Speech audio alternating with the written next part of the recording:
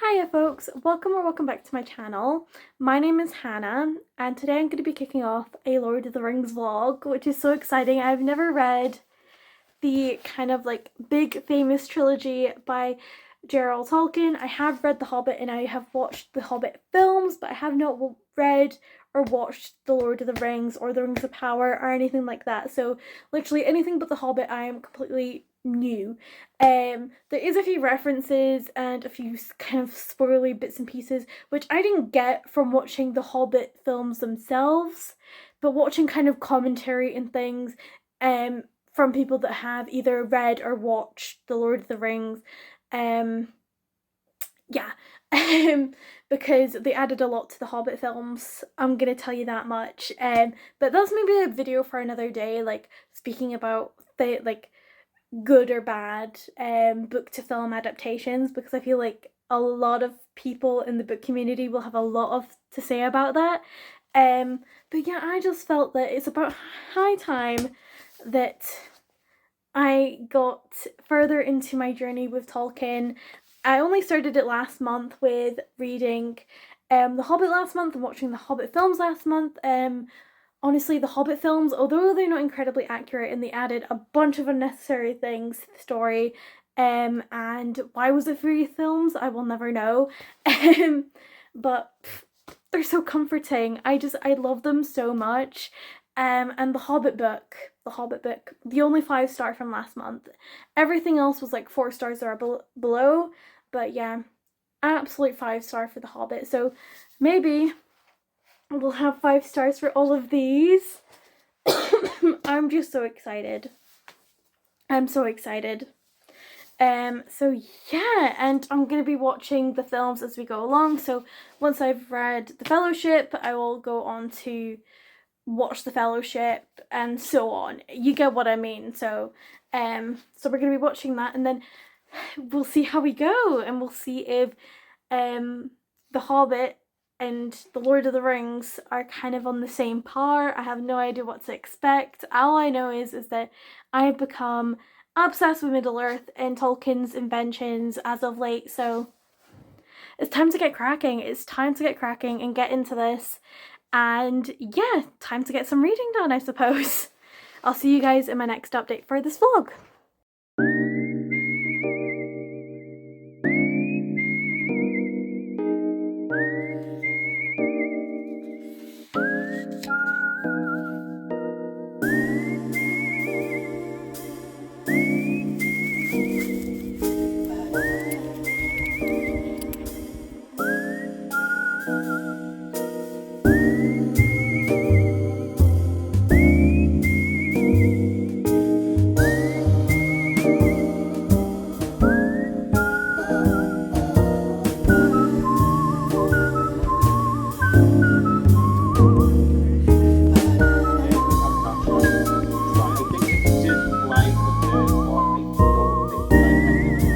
Okay, so a mid-read update for The Fellowship of the Ring. So I have 130 pages left. Probably should have done my mid-read update before now, but I have just written down all my thoughts in here.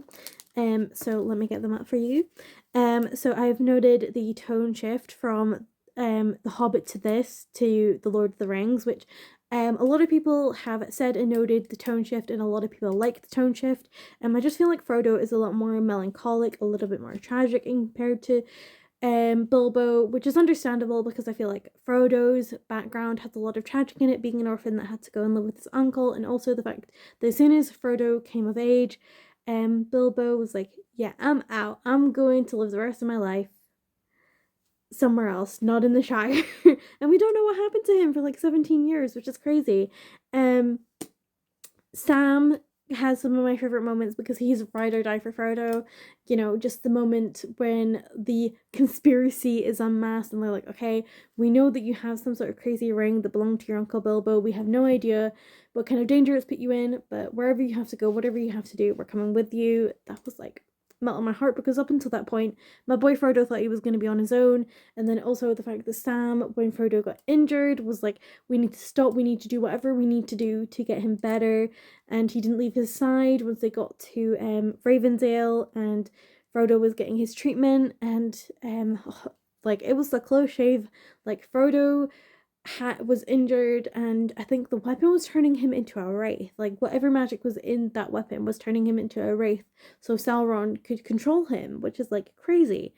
And also then in the Council of Elrond, Sam, once Frodo has volunteered and everyone agrees that it should be Frodo, and then Sam's like, "Are you guys crazy? He can't go alone." And then Elrond is like, "Yeah, no, he won't. We're not going to send him alone. You're going to go with him because apparently we can't separate you because you're technically not supposed to be here."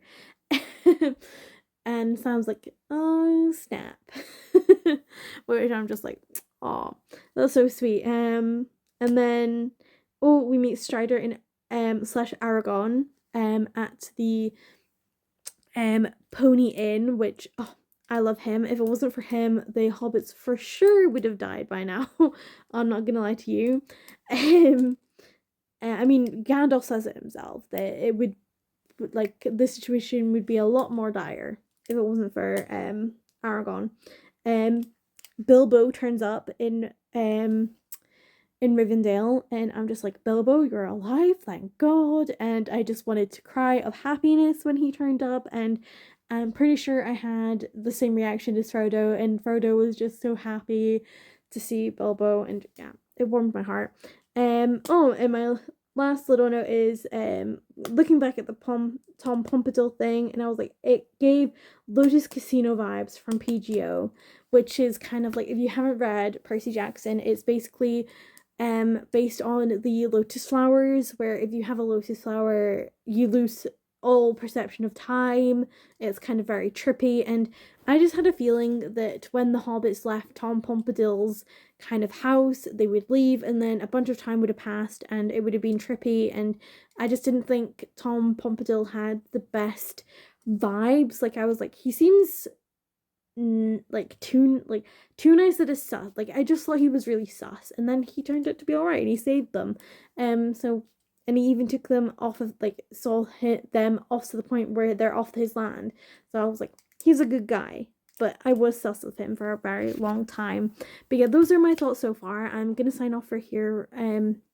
For now, I'm gonna try and get this finished today, and hopefully my next update will be that I've finished the Fellowship of the Ring. Okay, so I just really quickly wanted to lock my guess in now, but ever since they went through Moria and Frodo's been seeing eyes and kind of like something that's, you know, kind of odd in the shadows, I'm guessing it's Gollum. Gollum's found them. Gollum has found the Fellowship, and I'm guessing that. So we shall see if I'm right. Okay, so I have just finished The Fellowship of the Ring, and another 5 out of 5 from Tolkien this time. I'm loving this series. I love this world. I love the characters, and I feel like I love the fact that this book ended on such like kind of a cliffhanger on like, oh my gosh, I need the next book. Frodo and Sam have, you know, gone off on their own. Gandalf is still dead. Can't believe that. Gollum is on their trail, and Boromir is acting really weird, and the ring's gotten to him, and that was really scary because as soon as Boromir followed Frodo, I was like, he's betrayed the company. Like, there's no way he isn't, like, he's betrayed them. But it's not that he's betrayed them, it's just that the ring's got into his head, so he's not got the best perspective. So we'll see what happens in the next book yet, but yeah.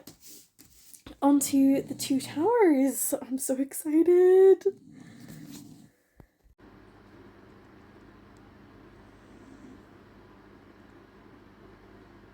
So I'm about to start the Two Towers, the audiobook. I'm going to be using the audiobook and going between that and obviously my lovely physical copy.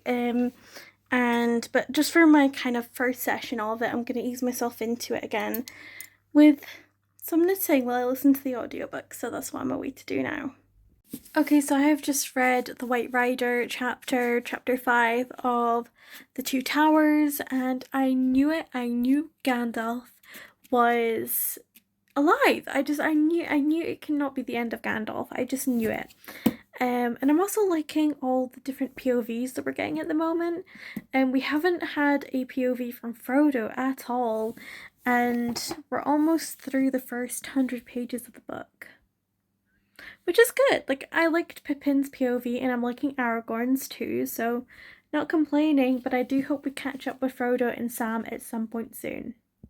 Okay, so it's Thursday and I'm seriously beginning to doubt that I'm actually gonna get the entire trilogy done by Sunday. I'll probably will hopefully get this because I'm over halfway. Um I'm just over the halfway mark. I've read about almost 200 pages, maybe like 10 pages off of like 190 pages or something like that. So hopefully today I get this one finished. And then I have 3 days to conquer this to get it within the time frame. But I'm doubting it, and a part of me is like, this is a series that means a lot to you, and as much as you want to just consume it, maybe it's better to kind of slow down, but at the same time, we'll see how it goes. We'll see how it goes. But yeah, I'm starting to seriously doubt that I'm gonna get this done in time, but we'll see. We'll see. I've just finished this book and I am hyped. Like, this book for me is so good. So we start off with Aragorn, Gimli, and Legolas because after Bosmere dies and Merry and Pippin get separated from the group, they're the only three kind of left together. And also Frodo and Sam have run away from the group. So that's all going on. And you follow them, and then you also get perspectives from Merry and Pippin too, which make you want to cry, but also they go from making you want to cry to making you want to laugh. Because that's just Merry and Pippin for you, you know. They give me major Fred and George vibes from Harry Potter.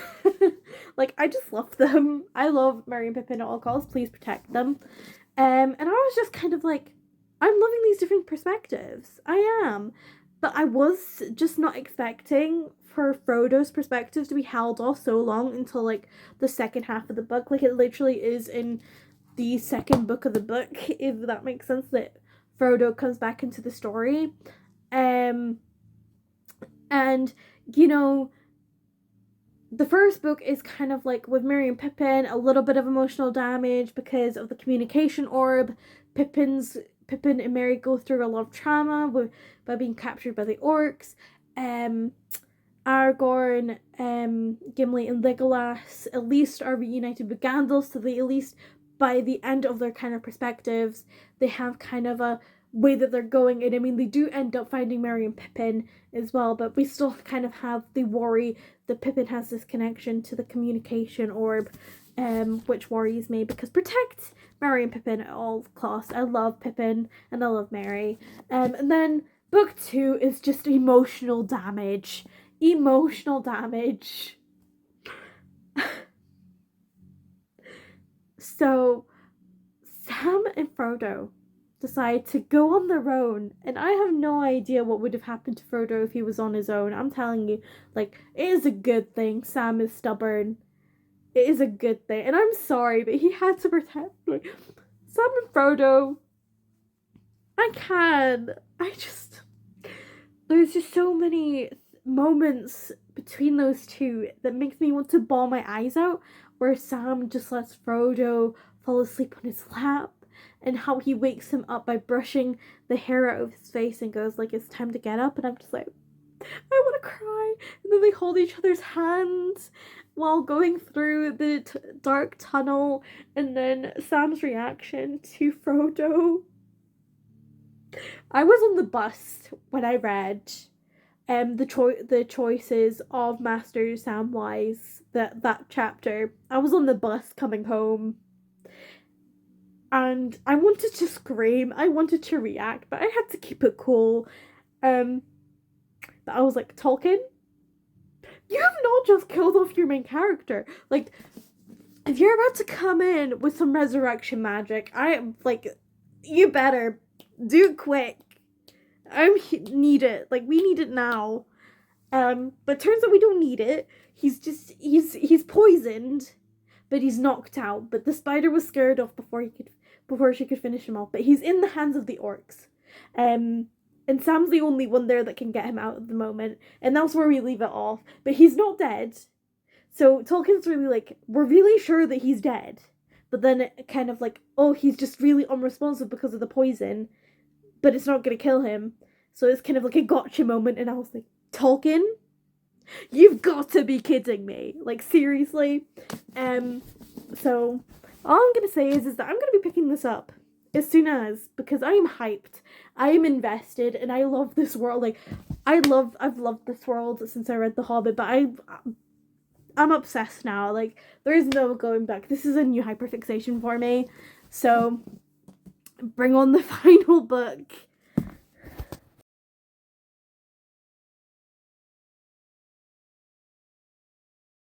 Okay, so I have begun The Return of the King, so we're on the final stretch of this challenge. It's Friday, so if I can get this done in 3 days, we will be standing in good stead. So hopefully, I'm sure it'll be fine. I'm sure we'll manage. I'm sure we will manage. So we're opening up with Pippin. Merry and Pippin are separated, which I'm like, okay. But, you know, I am really interested to see how Pippin kind of proceeds with his storyline because of looking into the communication ball and how that's all going to play out and kind of like Gandalf's vision to handle that situation. So I'm interested to see that. I'm interested to see Legolas, Gimli, and Aragorn. I want to see that storyline up and running again. I think the plan is for them to join in Gondor, but there's probably going to be a lot happening before they get to Gondor. We shall see. And it's going to be interesting for Aragorn to go to Gondor. I don't know how that's all going to play out, so it'll be interesting. All I know is that we better not have to wait until book 2 to get a Frodo or Samwise POV. I need more Sam. Sam is the MVP, okay? I need more Sam. Like, you cannot finish The Two Towers the way that it finished and then not give me any Sam for another like half a book. I need to know, okay? I need to know, and I need to know now what happens, okay? So I'm gonna get properly into this and I shall update you guys later.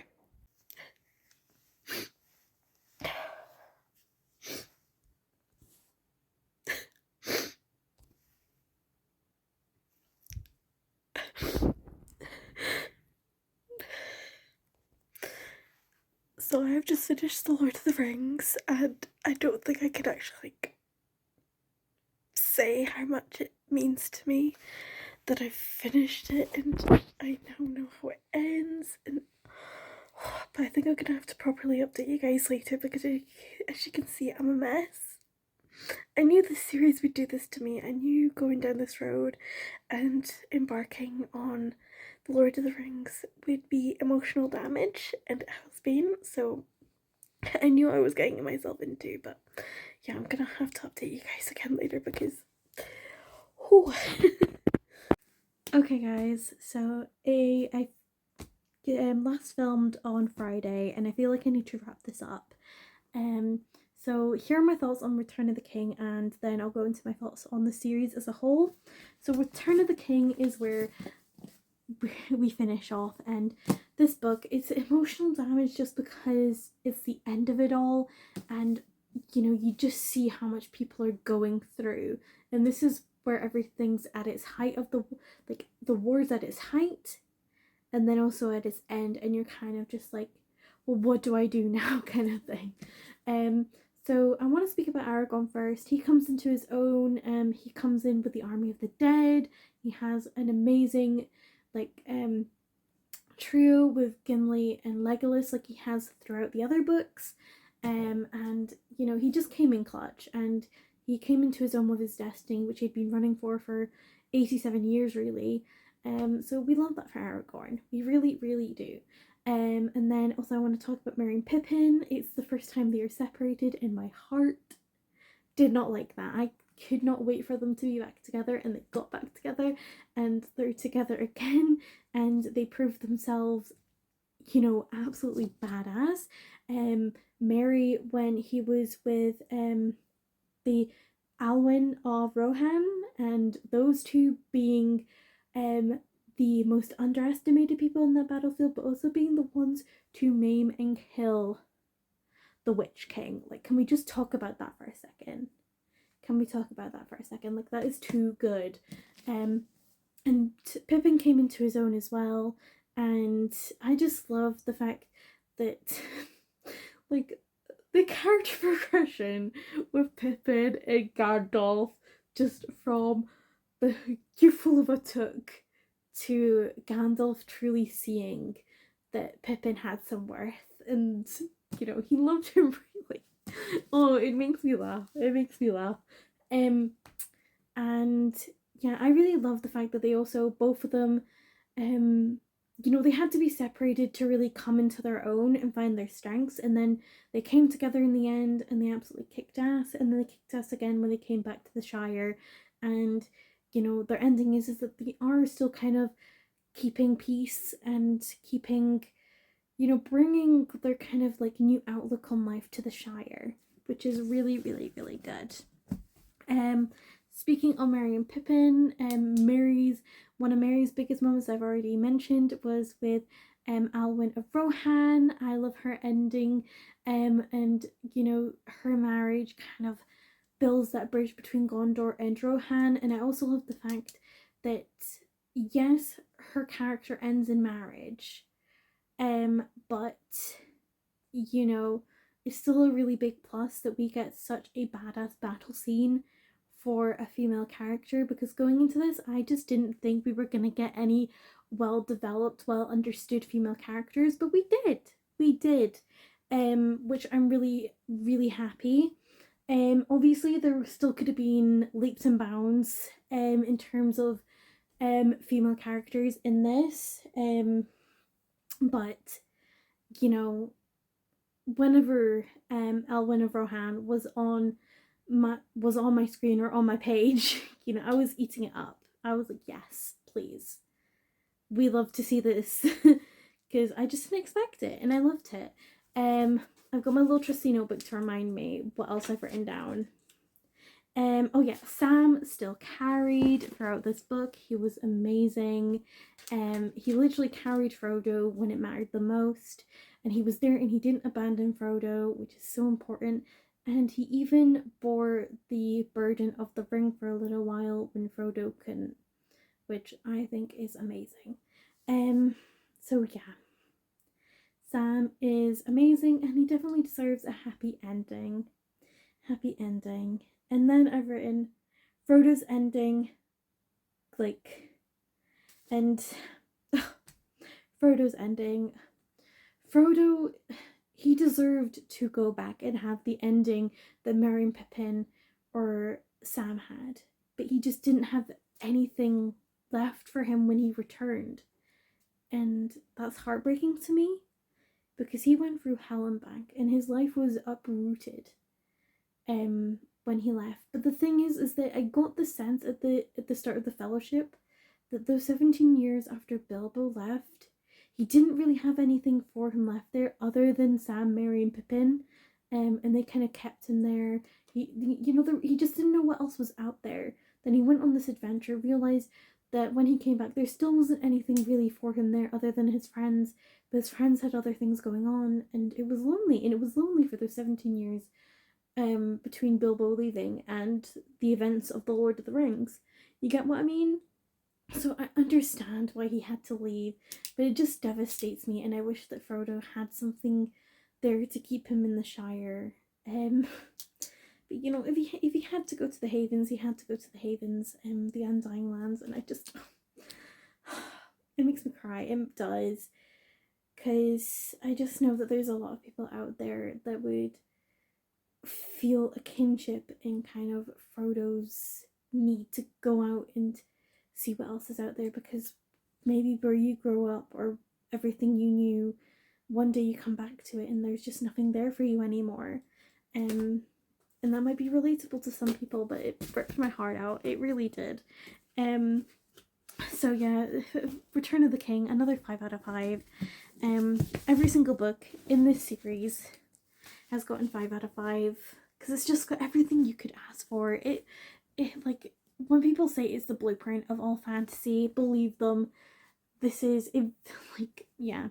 I would recommend this to everyone. I'm definitely going to be reading more Tolkien because I know there's short story collections. I know there's like a history of Middle Earth in the form of the Silmarillion, which I really want to read as well. So my Tolkien journey isn't over, but my Lord of the Rings one is, and oh, I'm devastated. I want to live in these books. I want to live and breathe these books, and I want to hug every single one of these characters. And I just hope that every single one of them got everything that they wanted in the end. And I hope, especially for Frodo, I hope that the decision to go to the Havens at such a young age, because especially, I think, I could be wrong, but 50 in like Hobbit years is like 27. Maybe because I think Pip and Merry are like the equivalent of late teens in Hobbit reckoning, and so during the kind of course of the series, Frodo is about 27, so I'm gonna guess he'd be about the equivalent of our 30 when he goes to the Havens, which I'm like, that is so young. Like, that is so young, but you know, like I say, it's a really relatable and understandable ending for Frodo, and I feel like it's one that makes sense, but it still rips your heart out, you know? And I won't stop talking about Frodo's ending because it is now my new Roman Empire that he came back to the Shire and just found that there was nothing left for him there. It is. I could go on about it for ages, but yes. So that is officially my journey of the Lord of the Rings, and I will never be normal about it in my life again. I officially will never be. I was never going to be normal about it when I started reading these, and here we are. a new hyperfixation and a new thing to constantly think about, and new characters to kind of take up space in my brain and think about and care about, you know. But yeah, an absolute 5 out of 5 experience, and I would recommend it to everyone. But I feel like I've been rambling at you guys for forever now, so I'm gonna sign off here. I hope you enjoyed coming along with me on this journey. It's been an emotional roller coaster, as I said it would be.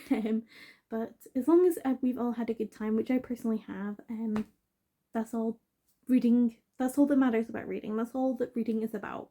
So I'm gonna sign off here. Thank you for watching, and I'll see you guys in my next video. Bye!